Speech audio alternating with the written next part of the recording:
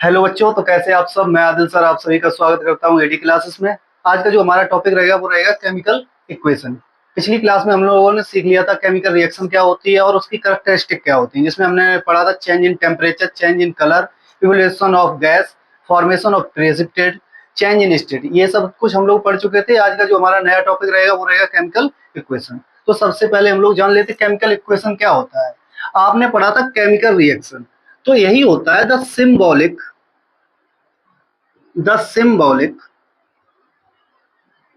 Representation of chemical reaction. The symbolic representation of chemical reaction is known as chemical equation। Example देखो, जैसे आप लोगों ने पढ़ा था बर्निंग ऑफ मैग्नीशियम।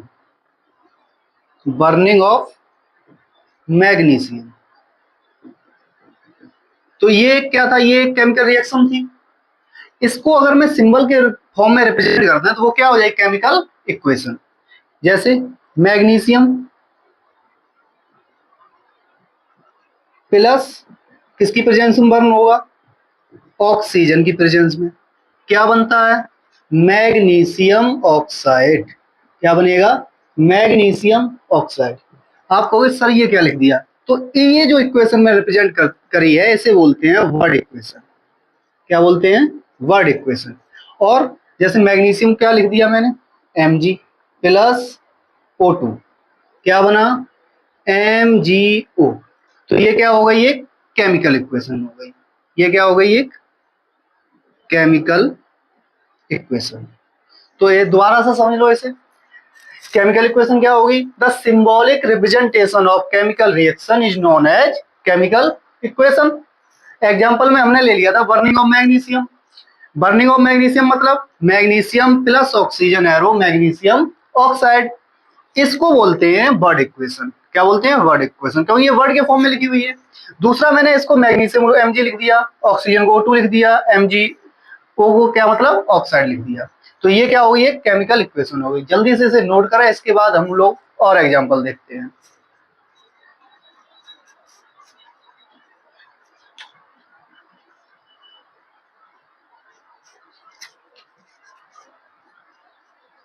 तो नोट कर लिया होगा आप लोगों ने। नेक्स्ट और एग्जांपल देख लो इसके। तो हमारा जो दूसरा एग्जांपल रहेगा वो आपने पढ़ा होगा rusting of iron. Rusting of iron, iron किसकी प्रेजेंस में रस्ट होता है, आयरन क्या होगा, वाटर होगा। कितने मोल लिए जाएंगे, मान लिया X मोल लिए गए किसके, वाटर के, और क्या होगा, ऑक्सीजन। इसकी प्रेजेंस में आयरन पे रस्ट लगता है तो क्या बन जाएगा, Fe2O3.XH2O। ये होता है फॉर्मूला रस्ट का। तो ये भी क्या है, ये भी एक क्या है, केमिकल इक्वेशन है। Chemical equation. तो अब हम लोगों ने जान लिया है कि केमिकल इक्वेशन होती क्या है। अब आप लोग एक चीज देखो, क्या ये इक्वेशन बैलेंस है या अनबैलेंस है। तो हमारा नेक्स्ट टॉपिक यही होगा, बैलेंस केमिकल इक्वेशन क्या होती है और अनबैलेंस केमिकल इक्वेशन क्या होती है। जल्दी से ये भी एग्जांपल नोट कर लो।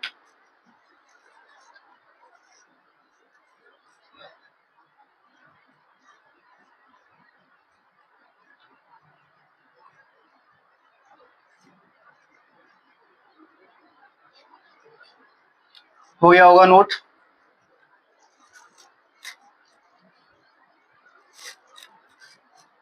तो चलिए चलते हैं नेक्स्ट टॉपिक पे। जैसे अभी हमने क्या सीखा है, हमने सीखा है magnesium plus oxygen arrow magnesium oxide. तो अगर हम देखें क्या रिएक्टेंट और प्रोडक्ट दोनों के side number of molecule of atom equal है या नहीं है। तो सबसे पहले जान लो, ये वाला जो पार्ट होता है ये होता है रिएक्टेंट का पार्ट।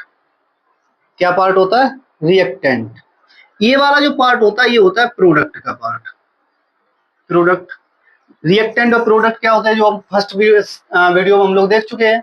रिएक्टेंट क्या होता है? वो चीज, वो एटम्स, वो मॉलिक्यूल्स, वो एलिमेंट जो किसी रिएक्शन में भाग लेते हैं, जो किसी रिएक्शन का पार्ट होते हैं, उनको क्या बोलते हैं? रिएक्टेंट बोलते हैं। और जो किसी रिएक्शन में फॉर्म होता है उसको हम लोग बोलते हैं प्रोडक्ट। क्या इस साइड नंबर ऑफ रिएक्टेंट और उस side number of product equal है? चेक कर ले रहे हैं। मैग्नीशियम एक है, मैग्नीशियम इधर भी एक है। ऑक्सीजन दो है, तो मैं इधर कितने हैं? दो है। यहाँ पे कितना है? केवल एक ही है। तो ये एक अनबैलेंस केमिकल इक्वेशन है। कैसी इक्वेशन है? Unbalance chemical equation. तो इस इक्वेशन को हमारा काम होगा कि बैलेंस करना। ठीक है, तो नेक्स्ट हेडिंग हम लोग डाल लेंगे बैलेंस केमिकल इक्वेशन क्या होती है। नेक्स्ट हेडिंग क्या हो जाएगी? Balance chemical equation. तो डेफिनेशन लिख लो पहले। क्या हो जाएगा? The number of atoms of molecule in reactant side and product side are equal। क्या होने चाहिए? इक्वल होने चाहिए। अच्छा, कोई भी बैलेंस केमिकल इक्वेशन किस लॉ को फॉलो करता है? तो वो होता है law of conservation of mass. तो the balance chemical equation, the balance chemical equation, BC मतलब balance chemical equation. The balance chemical equation is follow the law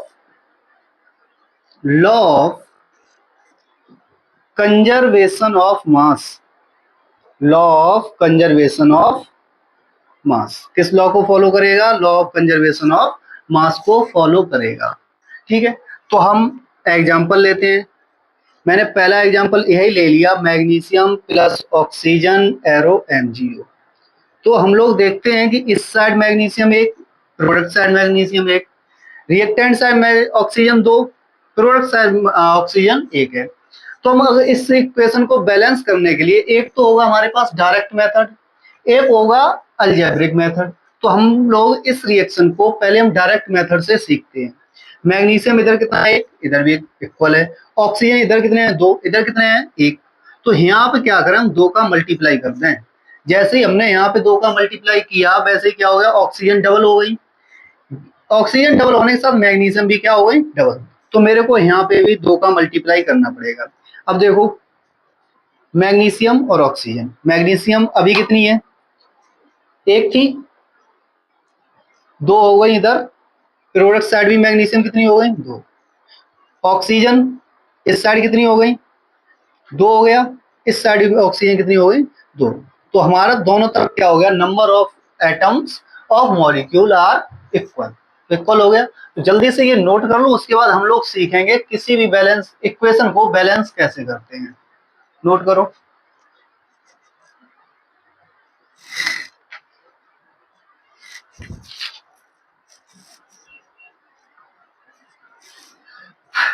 ठीक है, हो गया होगा।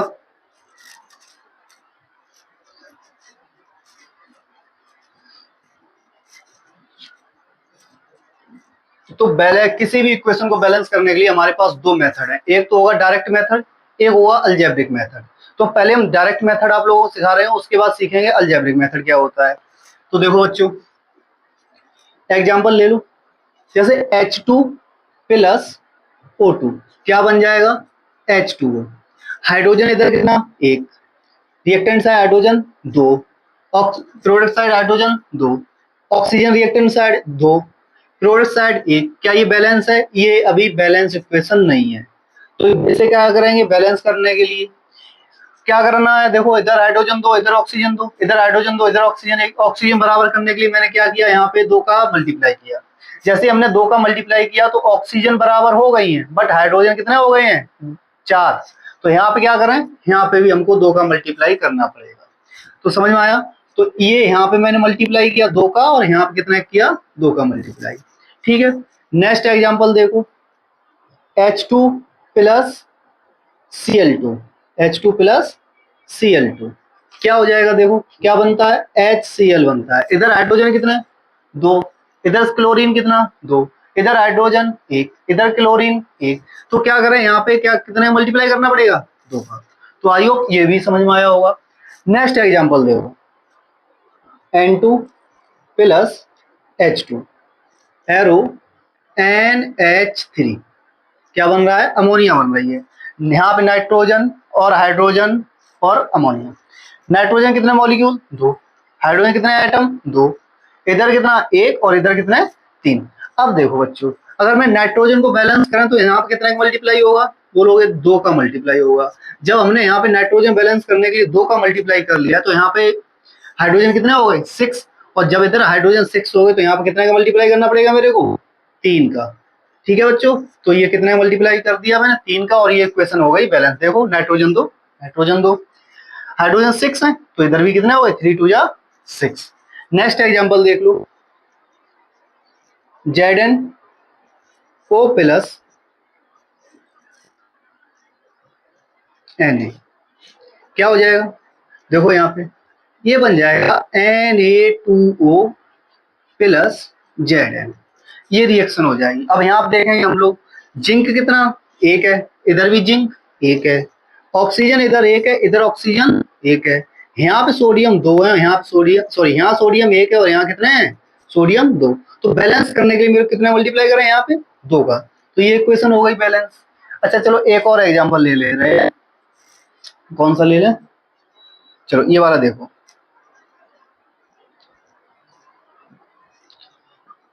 FeSO4 arrow Fe2O3 plus SO2 plus SO3। देखो iron sulphate, ferrous sulphate क्या बनाया, ferric oxide और सल्फर डाइऑक्साइड और सल्फर ट्राइऑक्साइड बना लिया इसने। अब यहाँ आप देखेंगे तो आयरन कितना, इधर एक है, इधर दो है, हमने ऐसे बैलेंस करने के लिए आप कितना मल्टीप्लाई कर दिया, दो का, तो आयरन दो हो गया, इधर भी आयरन दो हो गया। सल्फर देखें, दो सल्फर हो गए, एक सल्फर ये रहा, एक सल्फर ये रहा, तो सल्फर भी बैलेंस हो गया। ऑक्सीजन देख लो, फोर टू जा एट, ऑक्सीजन कितने हो गए, एट, इधर कितना, थ्री प्लस टू फाइव और थ्री एट, तो ये भी इक्वेशन क्या हो गई, बैलेंस हो, ये भी क्या हो गई, बैलेंस। ये सब इक्वेशन कैसे लिख दी हम लोगों ने, बैलेंस लिख दी। अब यही सभी इक्वेशन, ये जो मैंने तुम्हें सिखाया है ये था डायरेक्ट मेथड। ये कौन सा मेथड था, डायरेक्ट मेथड। अब यही सभी इक्वेशन मैं अलजेब्रिक मेथड से सॉल्व करके दिखाऊंगा। एक बात और सुन लो, अलजेब्रिक मेथड में आपके 99% चांस होंगे कि आपकी इक्वेशन सही हो।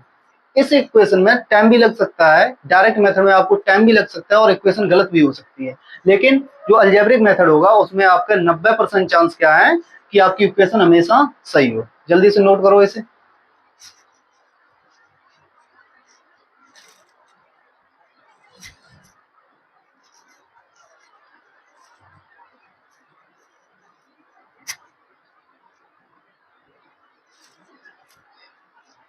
हो गया होगा नोट।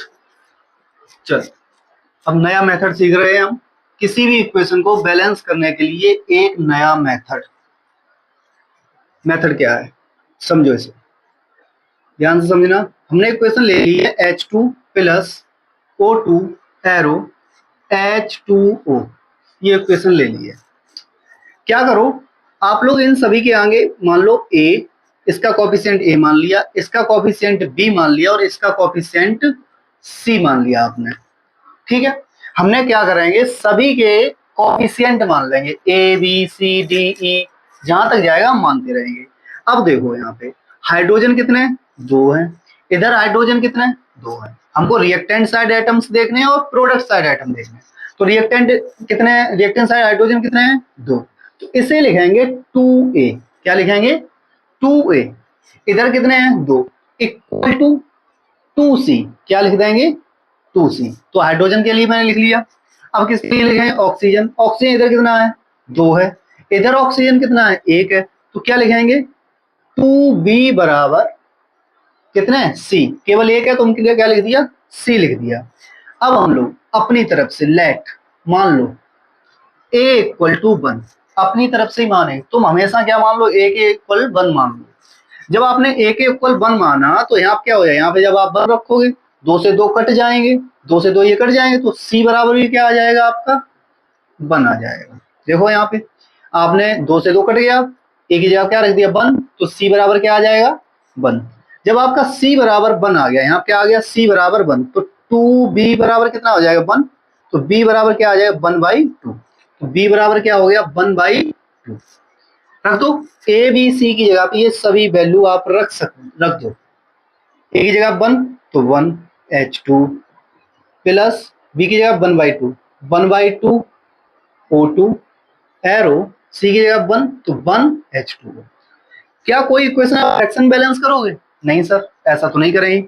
तो क्या करें हम, पूरी इक्वेशन में जो भी हमारा एलसीएम है, नीचे नीचे जो भी है उसका क्या करते हैं मल्टीप्लाई। नीचे कितना है 2, जब हमने यहाँ पे 2 का मल्टीप्लाई, पूरी इक्वेशन क्या किया 2 का मल्टीप्लाई, तो क्या आ जाएगा 2 1 सर 2, तो 2H2 क्या हो जाएगा 2H2 प्लस यहाँ पे आ जाएगा 2/2, 2 से 2 कट जाएंगे, कुछ बचेगा नहीं, एक बचेगा, एक का मल्टीप्लाई O2 कर दो तो क्या बचेगा O2, तो O2 एरो 2H2 हो गई बैलेंस। देख लो भाई, हाइड्रोजन 4 इधर भी हाइड्रोजन 4, ऑक्सीजन 2 इधर भी कितने हो गए 2। तो इस मेथड से हम लोग सॉल्व करेंगे। चलो जल्दी से नोट करो, नेक्स्ट एग्जांपल ले रहे हैं।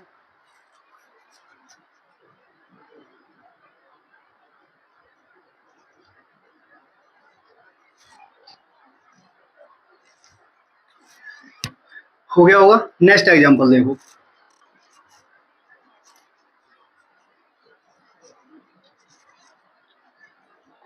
कौन सा था H2 plus Cl2 arrow HCl। तो हम लोगों ने कैसे करना सीखा है, हम लोगों ने करना सीखा है कि ए मान लो, बी मान लो और सी मान लो, कॉफिशिएंट मान लिया ए बी सी। हाइड्रोजन देखो इधर कितने 2, तो क्या लिख लेंगे हम लोग 2a, इधर हाइड्रोजन 1 तो क्या लिख लेंगे C, 2a बराबर C। क्लोरीन कितने इधर 2 हैं तो क्या लिखेंगे 2b, उधर क्लोरीन 1 है क्या लिखेंगे C। माना, तो क्या करो हम लोग मानेंगे लेट ए बराबर 1, जैसे ही आपने ए इक्वल टू 1 रखा तो सी इक्वल टू कितना हो गया, सी इक्वल टू हो गया 2, और जैसे ही सी इक्वल टू 2 हो गया तो 2b बराबर 2 हो जाएगा। यहां से देखो 2b बराबर 2 हो जाएगा, 2 से 2 कट जाएगा, b इक्वल टू कितना आ जाएगा 1, b इक्वल टू 1 आ जाएगा। ठीक है, b इक्वल टू भी क्या आ गया 1, रख दो ये सभी वैल्यू। H2 ए की जगह पे 1, 1 का कोई मतलब नहीं तो H2 लिख दिया। बी की वैल्यू कितनी 1, तो बी की जगह 1 रखेंगे BCl2, तो यही रहेगा Cl2 ही रहेगा। एरो सी की जगह कितना 2, तो क्या लिख लेंगे 2HCl। देखो बच्चों ये भी बैलेंस इक्वेशन है, हाइड्रोजन 2 इधर भी हाइड्रोजन 2, क्लोरीन 2 इधर क्लोरीन 2। जल्दी से नोट करो।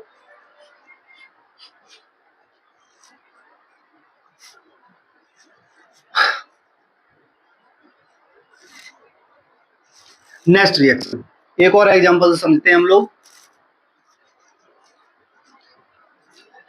हमने एग्जांपल लिया था N2 plus H2 arrow NH3, ये एग्जांपल लिया था। तो वही चीज क्या मानो आप लोग, ए मानो इधर, बी मानो इधर, सी मानो, मान लिया आपने। तो देखो क्या लिखेंगे नाइट्रोजन 2 इधर नाइट्रोजन 1, तो A2 equal to C. Hydrogen 2 तो क्या लिखेंगे 2b इक्वल टू इधर हाइड्रोजन 3 है तो क्या लिखेंगे 3c। हमने क्या बताया आपको, मान लो क्या मानोगे लेट a इक्वल टू 1, जैसे ही आपने a इक्वल टू यहाँ पे क्या रखा 1 रखा तो c की वैल्यू कितनी हो गई, c की वैल्यू हो गई आपके पास 2। c की वैल्यू कितनी हो गई 2, जब आपने क्या रखा a इक्वल टू 1। जब आपके पास c की वैल्यू 2 हो गई तो क्या हो जाएगा 2b, यहाँ से देखो 2b बराबर 3 इंटू 2, 2b बराबर कितना हो जाएगा 6, b बराबर कितना हो जाएगा 6/2, 2 से 6 कटक 3 बार, तो b की वैल्यू कितनी आ गई 3। तो यहाँ पे b की वैल्यू कितनी आ गई 3। जब b की वैल्यू कितनी आ गई 3 आ ही गई है तो बस रख दो यहाँ पे पुट कर दो। a की वैल्यू 1 तो क्या बचे यहाँ पे होगा नाइट्रोजन। इक्वेशन देखो यहाँ से क्या होगा नाइट्रोजन N2 प्लस b की वैल्यू कितनी 3 आई तो 3H2 एरो, c की वैल्यू कितनी आई 2 तो यहाँ कितना रख देंगे 2 NH3। देख लो बच्चों हो गई बैलेंस ये भी इक्वेशन। ठीक है, चलो और भी अब थोड़े बड़े एग्जांपल लेके देखते हैं। इसे नोट करो।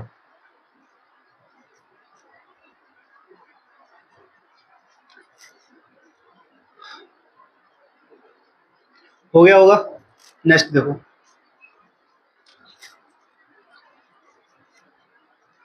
नेक्स्ट एग्जांपल है PbNO3 का होल ट्वाइस एरो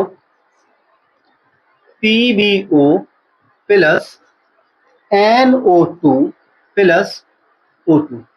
ये मैंने एक रिएक्शन लिखी है। क्या मानते हैं हम लोग मानते हैं इसके आगे A मान लिया, इसका कोफिशिएंट B मान लिया, इसका कोफिशिएंट C मान लिया, इसका कोफिशिएंट D मान लिया। A B C D मान लिए, कोफिशिएंट मान लिए। तो इधर देखो पीवी कितने हैं, एक है इधर, इधर भी पीवी कितना है, 1 है। तो क्या लिखेंगे, A इक्वल टू बी लिखेंगे, A इक्वल टू बी। नाइट्रोजन कितने हैं इधर, 2। कितने नाइट्रोजन है, 2। तो क्या लिखेंगे 2A बराबर 2A। इधर नाइट्रोजन एक है तो क्या लिखेंगे C, 2A equal to C। फिर देखो ऑक्सीजन कितना, 3 2 या 6, तो क्या लिखेंगे 6A बराबर। इधर ऑक्सीजन देखो B के पास एक ऑक्सीजन है तो क्या लिखेंगे B प्लस C के पास देखो 2 ऑक्सीजन है तो क्या लिखेंगे 2C। इधर D के पास भी 2 है, क्या लिखेंगे 2D। देखो अब बनी है इक्वेशन अच्छी सी। लेट क्या करते हैं, A इक्वल टू माना हमने 1, जैसे ही A इक्वल टू 1 माना B इक्वल टू क्या हो गया, A इक्वल टू 1 तो B इक्वल टू ऑल्सो 1। जब हमारे पास A इक्वल टू 1 आ गया, B इक्वल टू 1 आ गया, तो यहाँ पे रखो, तो C इक्वल टू क्या हो जाएगा, जैसे ही आपने यहाँ 1 रखा 2 1 सा 2, C इक्वल टू कितना हो जाएगा 2। अब रख दो यहाँ पे, किसकी वैल्यू चाहिए, अब D की बची है। तो यहाँ से देखो 6 इंटू A की वैल्यू 1 इक्वल टू बी की वैल्यू ऑल्सो 1 प्लस 2 सी की वैल्यू कितनी है तुम्हारे पास 2 प्लस 2D, यही है ना। 6 equal to 1 plus 4 plus 2D, ये कितना हो जाएगा 5। तो 6 माइनस 5 इधर आएगा, माइनस का हो जाएगा, बचेगा 2D।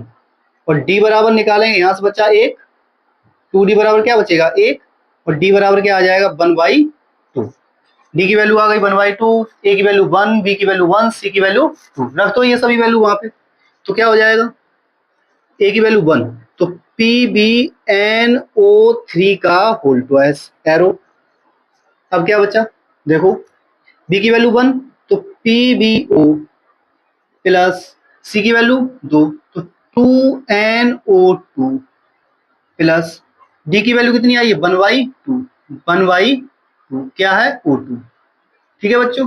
अब कोई भी रिएक्शन तुम्हें फ्रैक्शन में चाहिए नहीं, यहाँ पे देखो फ्रैक्शन आ गया, हमको फ्रैक्शन नहीं चाहिए, तो क्या करें सर, पूरे इक्वेशन में इसका मल्टीप्लाई करो, जो भी आपका नीचे हो। 2 नीचे था, मैंने पूरे इक्वेशन में 2 का मल्टीप्लाई कर दिया, तो क्या हो जाएगा, यहाँ आप देखो पूरे इक्वेशन में करें तो क्या हो जाएगा 2PbO 2PbNO3 का whole twice arrow 2PbO plus 2 2 4 4NO2 plus 2 से 2 कट जाएगा, बचेगा क्या O2। तो ये हो गई आपकी बैलेंस केमिकल इक्वेशन। तो आई होप ये भी इक्वेशन समझ में आई होगी। बस आपको क्या करना है, आपको हर एक मॉलिक्यूल के आगे कोफिशिएंट लिखना है। क्या लिखना है, A B C D लिखना है, जितने भी हो। उसके बाद क्या करना है, आपको इक्वेशन बना लेनी है, A बराबर B, 2A बराबर C, 6A बराबर A plus 2C plus 2D। फिर क्या करना है, आपको A बराबर 1 मानना है। जैसे ही आपने A बराबर 1 माना, आपकी वैल्यू आने लगेंगी। आपने A बराबर 1 माना तो B बराबर कितना आ गया, फिर से 1 आ गया। C बराबर कितना आ जाएगा, यहाँ 1 रखोगे 2 आ जाएगा। फिर इस इक्वेशन में सभी वैल्यू रख देंगे ABC की, तो किसकी वैल्यू आ जाएगी, D की कितना आई है, 1/2 आई है। नोट कर लो ये जल्दी से।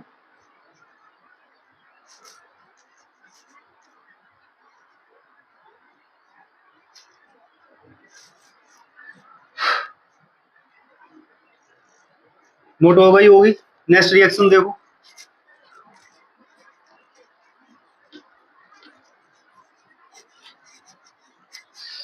नेक्स्ट रिएक्शन क्या हो जाएगी देखो, एग्जांपल नेक्स्ट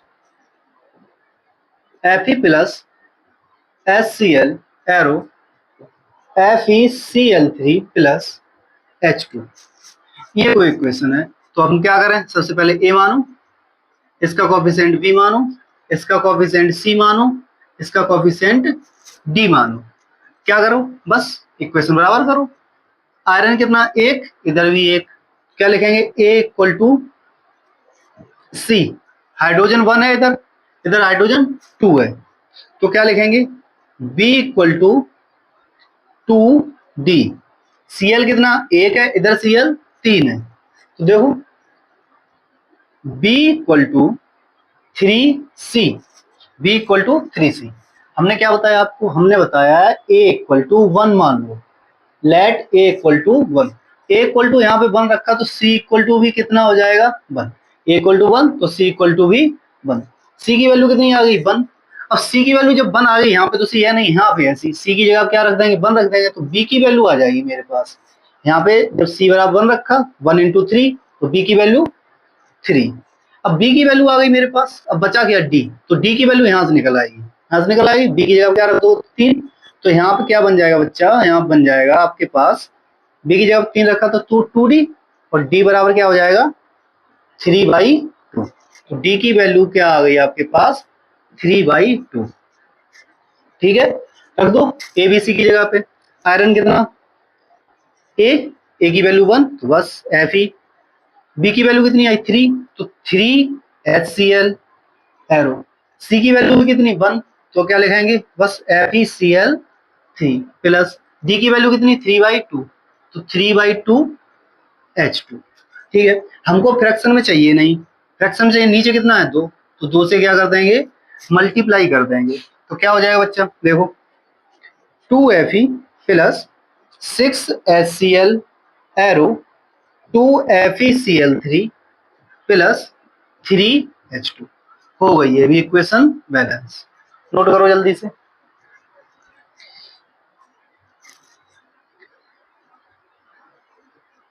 और अब ये लास्ट एग्जांपल दे रहा हूं, इसे भी समझ लो, इसके बाद घर पे प्रैक्टिस करना।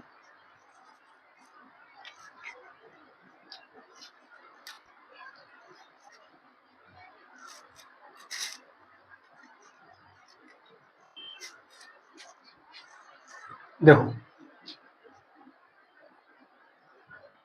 एल्यूमिनियम प्लस वाटर, एरो क्या बनेगा, Al2O3 प्लस H2। ये इक्वेशन है। यहाँ देखो एल्यूमिनियम क्या है, क्या मानेंगे हम लोग, कोफिशिएंट ए, इसके कोफिशिएंट बी, इसका कोफिशिएंट सी, इसका कोफिशिएंट डी। तो मान लिया एल्यूमिनियम ए का, इधर कितने हैं, 2 रखो, ए बराबर 2C, हाइड्रोजन कितना, 2 है इधर, तो क्या लिखेंगे, 2B बराबर, इधर से हाइड्रोजन कितना है, 2 है, तो लिखेंगे 2D। ठीक है, ऑक्सीजन एक है इधर, तो लिखेंगे B इक्वल टू, इधर ऑक्सीजन कितने हैं, 3, तो क्या लिखेंगे, 3C।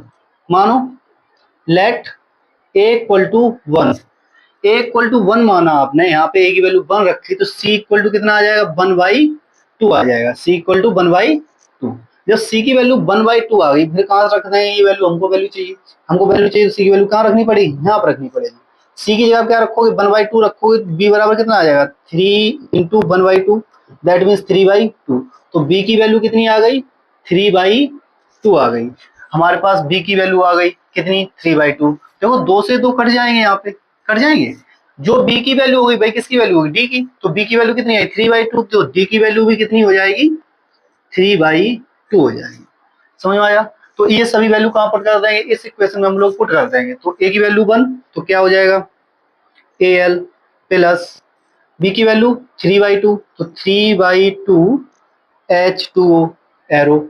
C की वैल्यू 1/2 रख दिया, क्या हो जाएगा, Al2O3 प्लस D की वैल्यू कितनी, 3/2 और H2। हम लोगों ने अभी सीख चुके हैं, कोई भी चीज फ्रैक्शन में नहीं चाहिए। देखो सभी के नीचे 2 आ रहे हैं, तो जब 2 आ रहे हैं तो हम कितने मल्टीप्लाई कर देंगे, 2 का, तो रख दो, मल्टीप्लाई करो, तो क्या हो जाएगा, 2Al प्लस, यहाँ पे जब 2 का मल्टीप्लाई होगा तो 2 से 2 कट जाएगा, 3H2O एरो, यहाँ पे भी मल्टीप्लाई होगा तो 2 से 2 कट जाएगा, क्या बचेगा, Al2O3, यहाँ पे भी 2 का मल्टीप्लाई होगा, ये भी 2 कट जाएगा, क्या बचेगा, 3H2। ठीक है बच्चों, नोट करो जल्दी से।